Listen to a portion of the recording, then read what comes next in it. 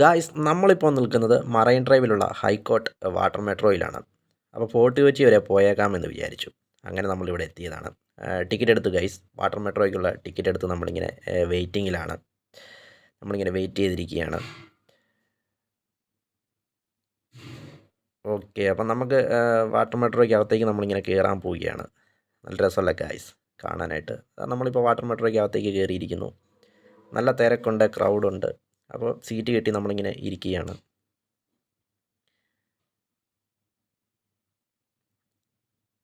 അപ്പോൾ ഇതാ നല്ല ഭംഗിയുള്ള കൊച്ചിക്കായലിൻ്റെ മനോഹര ദൃശ്യങ്ങൾ. പിന്നെ നല്ല ക്രൗഡുണ്ട്. അതുകൊണ്ട് തന്നെ ഒത്തിരി ആളുകൾ ഉള്ളതുകൊണ്ട് തന്നെ എല്ലാവരും ഇങ്ങനെ യാത്ര ഇങ്ങനെ ആസ്വദിക്കുകയാണെന്ന് പറയാം.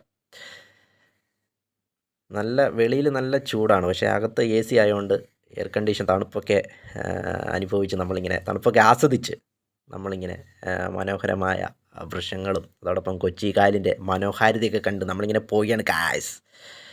ഫോർട്ട് കൊച്ചിയിലേക്ക് നമ്മളിങ്ങനെ പോയിക്കൊണ്ടിരിക്കുകയാണ്.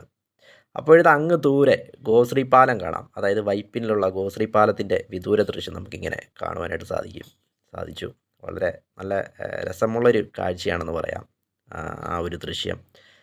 പാലത്തിൻ്റെ ആ ഒരു ദൃശ്യം എന്ന് പറയുന്നത് ഇതൊക്കെ കാണുമ്പോൾ നമുക്കൊരു വല്ലാത്തൊരു വൈബാണ്. പിന്നെ തുള്ളിക്കുതിക്കുന്ന കൊച്ചി കായലെന്ന് പറയാം. ഈ കാഴ്ചയൊക്കെ വളരെ കണ്ണിന് നയനാനന്ദകരമാണെന്ന് പറയാം. അങ്ങനെ എല്ലാം ആസ്വദിച്ച് അവസാനം നമ്മൾ ഫോർട്ട് കൊച്ചിയിൽ എത്തിയിരിക്കുകയാണ് ഗൈസ്.